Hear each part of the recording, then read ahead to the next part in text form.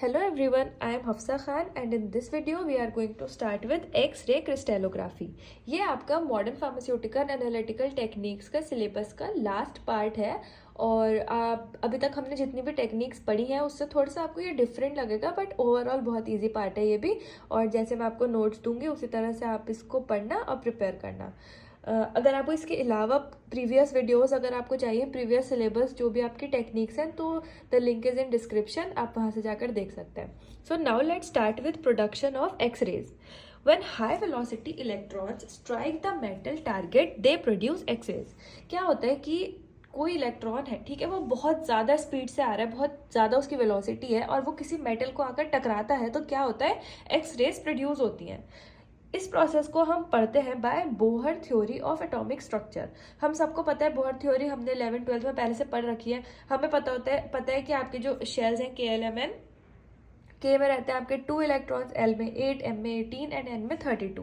और ये आपका एटॉमिक स्ट्रक्चर बताया हुआ है जहाँ पर ये न्यूक्लियस है और न्यूक्लियस के जस्ट जो बाहर वाला सेल है उसमें लो एनर्जी होती है और जितना बाहर शेल्स जाते रहते हैं उतने में एनर्जी हाई होती रहती है, ठीक है। अब when a high voltage velocity electron strikes on an atom it knock out one electron from these atoms and itself out from this atom.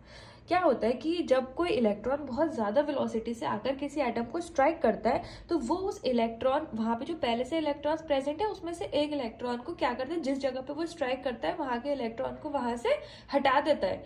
फिर क्या होता है, so in this process where from electron is knocked out creates a vacated space. अब जाहिर सी बात है अगर किसी जगह से हम कोई बच्चे बैठे हुए हैं वहाँ पर, हम उसमें से एक बच्चे से कहें चलो तुम उसके थप्पड़ मारा और उसे हटा दिया तो वो उसकी जो जगह थी वो खाली हो जाएगी। तो इसी तरह से उस इलेक्ट्रॉन की जगह भी खाली हो जाती है।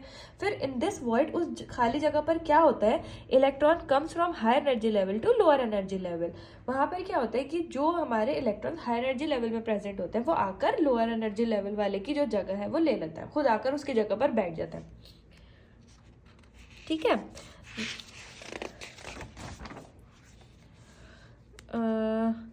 अब देखते हैं आगे क्या होता है। यहाँ पे क्या हुआ, from higher energy level to lower energy level हमारा इलेक्ट्रॉन आकर उसकी जगह ले ली।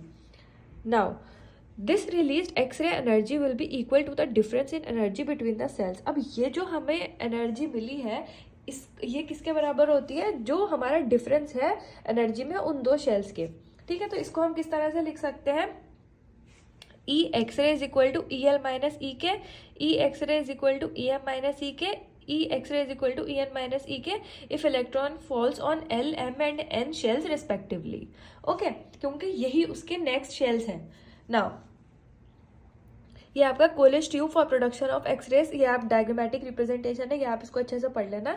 यहाँ पर हमारा एनोड रहता है, ये हमारी वैक्यूम होता है, यहाँ पे इलेक्ट्रॉन बीम आती है, ये फिर आपका production of X-rays takes place inside X-ray tube which is vacuum glass envelope made up of Pyrex glass containing 2 electrodes। इसमें क्या होता है, जो हमारी रेज होते हैं उसमें 2 इलेक्ट्रोड्स प्रेजेंट होते हैं। ये जो हमारा पायरेक्स ग्लास है, कैथोड होता है जो हमें नेगेटिवली चार्ज रहता है, एनोड होता है जो पॉजिटिवली चार्ज रहता है। फिर filament current applied at the cathode level. सबसे पहले क्या होता है, करंट अप्लाई होता है कैथोड एंड पे, हीट अप द फिलामेंट, जिसके जब करंट आता है तो मतलब we can say power supply हुई, ठीक है। उसकी वजह से क्या हुआ, जो फिलामेंट है वो हीट हो गया, जिसकी वजह से क्या होता है, ये जो हीटिंग ऑफ फिलामेंट है it result in the production of electron due to the thermionic emission. Thermionic emission की वजह से जो इलेक्ट्रॉन्स हैं वो वहाँ पर प्रोड्यूस होने लगते हैं। Followed by liberation of electrons which forms a space charge around filament that is known as Edison effect। क्या होता है, ये इसकी वजह से हमारे जो इलेक्ट्रॉन्स है वो लिबरेट होते हैं, ठीक है, जो स्पेस चार्ज फॉर्म करता है फिलामेंट के अराउंड, इस चीज को हम बोलते हैं एडिसन इफेक्ट। फिर but after a saturation point equilibrium liberation of electron stopped. फिर क्या होता है, एक सैचुरेशन पॉइंट आता है या फिर इक्विलिब्रियम जब रीच होता है तो जो हमारा ये इलेक्ट्रॉन का लिबरेशन हो रहा होता है, जो हमारे इलेक्ट्रॉन्स निकल रहे होते हैं वो स्टॉप हो जाते हैं और इसको हम बोलते हैं स्पेस चार्ज इफेक्ट। जब सैचुरेशन रीच हो गया, इक्विलिब्रियम पर पहुंच गया, मतलब अब और इलेक्ट्रॉन्स बाहर नहीं निकल रहे हैं, तो उसे हम बोलते हैं space charge effect. Now when high potential difference, इसको हम बोल रहे हैं KVP से डिनोट कर रहे हैं, इज अप्लाइड अक्रॉस 2 टर्मिनल्स। वो क्या करता है, it forces electron to strike a specific area on anode that is known as focal spot at a very high speed. क्या होता है जब हमारा हाई पोटेंशियल डिफरेंस अप्लाई होता है दो टर्मिनल्स पे, तो वो इलेक्ट्रॉन्स को फोर्स करता है स्पेसिफिक एरिया ऑफ एनोड पर जाकर वो टच हो, जिसको हम बोलते हैं फोकल स्पॉट, बहुत ज़्यादा तेज स्पीड पे, जहाँ पर क्या होगा, काइनेटिक एनर्जी ऑफ इलेक्ट्रॉन जो है वो कन्वर्ट हो जाएगी हीट में और एक्सरेज में.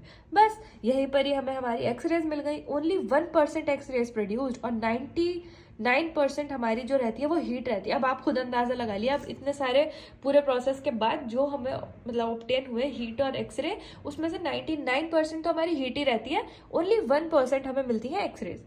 Now interaction of electron with target material result in the production of क्या क्या मिल रहा है हमें, bremsstrahlung radiation and characteristic radiation.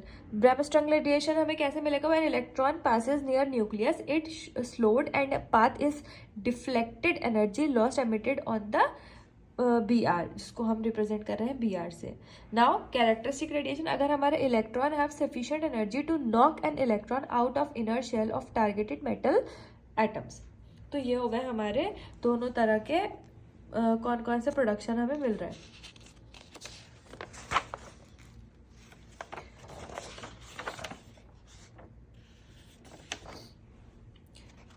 तो बस ये तो हमारा हो गया X ray diffraction method, production of X rays के बारे में. Now in next video we will be starting with the X ray diffraction methods.